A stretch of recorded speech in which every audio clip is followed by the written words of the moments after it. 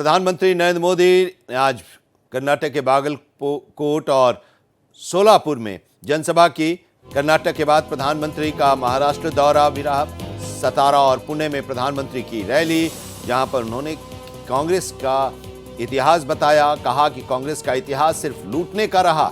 कांग्रेस के लिए कर्नाटक लूटने का एटीएम बन गया है।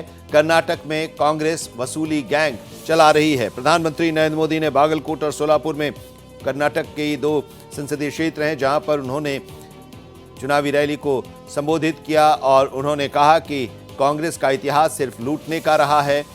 कांग्रेस के लिए कर्नाटक लूटने का एटीएम बन गया है। प्रधानमंत्री महाराष्ट्र के सतारा और पुणे में भी उनकी रैली, और इस रैली के जरिए वोट की अपील प्रधानमंत्री लगातार जहां भी जा रहे हैं अपने पार्टी और अपने गठबंधन के उम्मीदवार के पक्ष में वोट की अपील कर रहे हैं और मिशन 400 पार का नारा दे रहे हैं।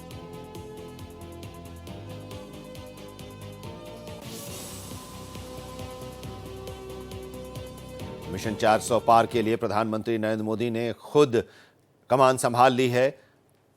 हर दिन 3 से 4 चुनावी रैलियां कर रहे हैं, संबोधित कर रहे हैं अलग अलग प्रदेशों में जाकर, और वहां पर जनता को संबोधित कर अपनी सरकार की 10 साल की उपलब्धियों को गिना रहे हैं, विपक्ष की खामियों को भी गिना रहे हैं। लोकसभा के 2 चरणों का चुनाव संपन्न हो चुका है और अब तैयारी तीसरे चरण की है। जनता को पार्टी के समर्थन में लाने के लिए बीजेपी एड़ी चोटी का जोर लगा रही है। प्रधानमंत्री नरेंद्र मोदी से लेकर जेपी नड्डा तक बीजेपी के तमाम स्टार प्रचारक देश में रैलियां करने में जुटे हैं। मिशन 95 की ज्यादा से ज्यादा सीटों को जीतने के लिए प्रधानमंत्री नरेंद्र मोदी पूरी शिद्दत से लगे हुए हैं, जिसके चलते पीएम मोदी ने कर्नाटक के बागलकोट और महाराष्ट्र के सोलापुर में जनसभा को संबोधित किया। बागलकोट में पीएम ने कहा कि कांग्रेस ने जनता को बदहाल जीवन जीने के लिए मजबूर किया है। कांग्रेस ने कर्नाटक को अपनी लूट का एटीएम बना लिया है।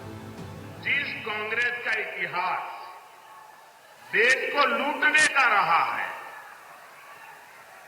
क्या ऐसी कांग्रेस के हाथ में अब हम इतना बड़ा देश दे सकते हैं क्या? कांग्रेस पार्टी ने यहां कर्नाटका को भी अपनी लूट का एटीएम बना दिया है। इधर सोलापुर में पीएम ने कहा कि इस चुनाव में देश की जनता अगले 5 साल के लिए विकास की गारंटी को चुनेगी। तो वहीं बिहार में बीजेपी के प्रचार की कमान गृह मंत्री अमित शाह ने संभाली। शाह ने यहां झंझापुर में एक सार्वजनिक बैठक को संबोधित किया और दावा किया कि मोदी को तीसरी बार पीएम बनाने का मतलब बिहार से जातिवाद का खात्मा है। भाई और बहनों, मोदी जी को तीसरी बार प्रधानमंत्री बनाना है ना भाई? जोर से बोलो, बनाना है ना? मैं इसका मतलब समझाता हूं। तीसरी बार प्रधानमंत्री बनाने का मतलब है बिहार के अंदर से जातिवाद को समाप्त कर देना, आगे मेरिट्स में राजनीति चले। वहीं बीजेपी अध्यक्ष जेपी नड्डा ने तेलंगाना के कोठागुडेम में सार्वजनिक सभा की। नड्डा इस दौरान विरोधियों पर हमलावर रहे। साथ ही उन्होंने बीजेपी और प्रधानमंत्री नरेंद्र मोदी को देश के विकास के लिए जरूरी बताया।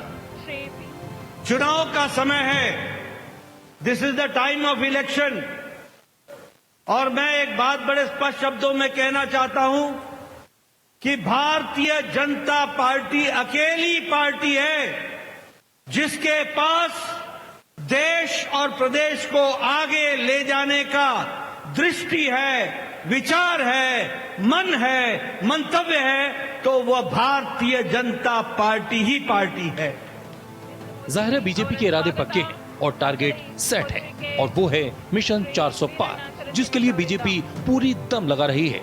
लेकिन ये भी तय है कि आखिरी फैसला देश की जनता को करना है। Bureau report, Bharat express.